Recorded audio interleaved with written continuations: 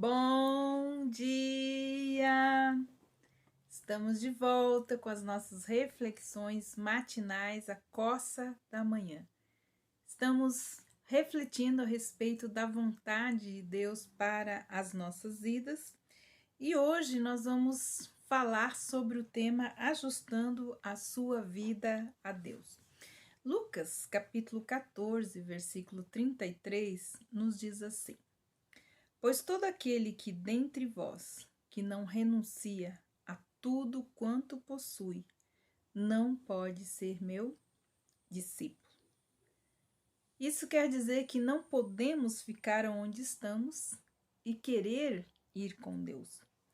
Muitas pessoas querem fazer a obra de Deus, no entanto, não estão interessadas em fazer os ajustes maior em sua vida. Biblicamente, se nós olharmos como Deus trabalha na vida dos indivíduos, nós vemos que isso é impossível. Permanecermos como estamos e queremos ir com Deus. Todas as vezes em que Deus ele falou alguma coisa na Bíblia a respeito de algo que ele queria fazer através de uma pessoa, grandes ajustes na vida dessa pessoa foram necessários. Essas pessoas tiveram que ajustar as suas vidas a Deus. Uma vez feito, então, esses ajustes, Deus realiza os seus propósitos através de homens e de mulheres que Ele mesmo chama. O seu chamado sempre nos leva a uma crise na fé e que gera em nós grandes ajustes. Já falei do meu testemunho, né? Os grandes ajustes que eu tive que fazer para seguir, né, a voz de Deus, o chamado que Deus tinha feito na minha vida.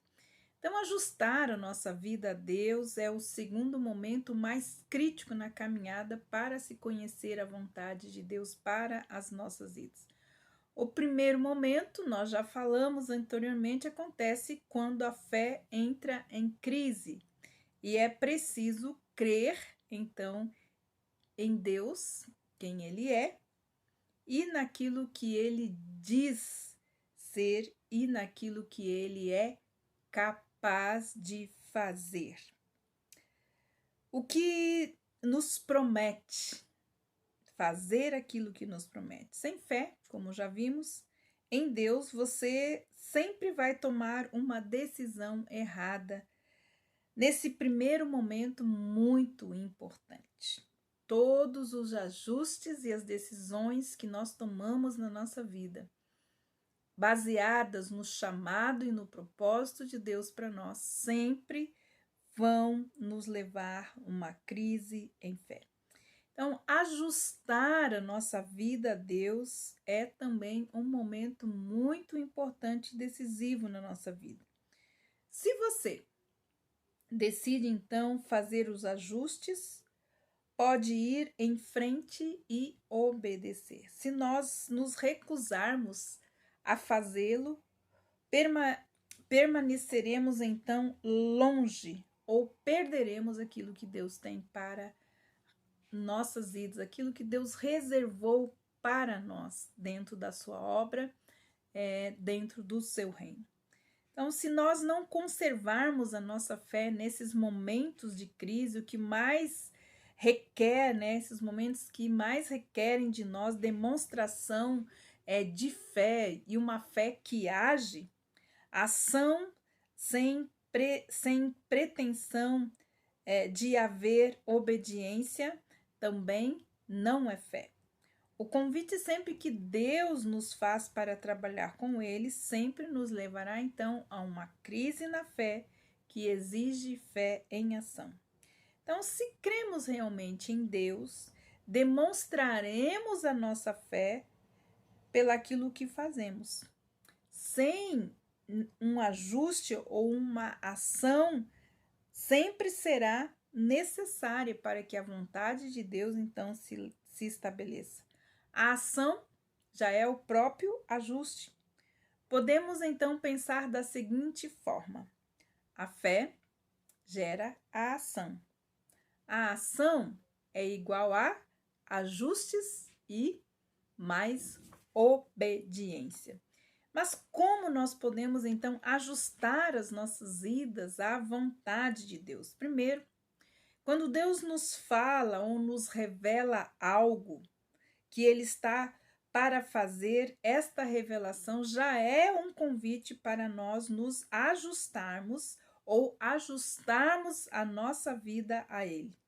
Feito então esse ajuste da nossa vida a Deus, a seus propósitos e a seu modo de agir, estaremos então em condições de obedecer. Os ajustes sempre nos preparam para a obediência. Não podemos continuar com a mesma vida de antes ou ficar onde estamos e ao mesmo tempo seguir a Deus. Este princípio todo nós encontramos na palavra de Deus. Noé não podia continuar com a mesma vida e construir a arca ao mesmo tempo. Então, quantos ajustes Noé teve que fazer em sua vida e sua vida em família para então cumprir o chamado que Deus lhe deu? Abraão, ele não poderia permanecer em Ur ou Harã e ser pai de uma grande nação em Canaã, se ele não tivesse seguido a vontade de Deus. Moisés não poderia ficar escondido no deserto cuidando das ovelhas por detrás das malhadas e ao mesmo tempo apresentar-se diante do faraó. Ele teve que fazer ajustes profundos na sua vida para fazer aquilo que Deus chamou para ele fazer. Davi também precisou deixar as ovelhas para se tornar um rei. Amós teve que deixar os pés de sicômoros a fim de pregar em Israel. Jonas ele teve que deixar o seu lar e superar o seu grande preconceito a fim de pregar, então, no cidade de Nínive. Pedro, André, Tiago e João tiveram que abandonar as redes a fim de chegar, então, a Jesus e segui-lo. Saulo, ele teve que mudar completamente o direcionamento da sua vida para ser usado por Deus para pregar, então, o evangelho aos gentios. Aqui vemos que todos eles, com certeza, se você procurar, você vai ver que eles receberam o convite. Eles entraram na crise, na fé, mas eles agiram pela fé e obedeceram a Deus, cumprindo então a vontade de Deus. Mudanças e ajustes sempre serão necessários para nossas vidas, se queremos realmente fazer a vontade de Deus. Alguns precisam muitas vezes deixar sua família, seus pais, como eu. Outros venceram preconceitos e mudaram até mesmo suas preferências. Ainda outros tiveram que deixar para trás seus sonhos, seus alvos, seus ideais de vida e seus desejos. Tudo teve que ser entregue a Deus. E a vida toda teve que ser ajustada a Ele. A partir desse momento, desses ajustes que foram feitos, Deus começou então a realizar a sua obra e os seus propósitos através dessas pessoas e muitas outras que nós vemos na palavra de Deus e também aqueles que convivem e andam conosco.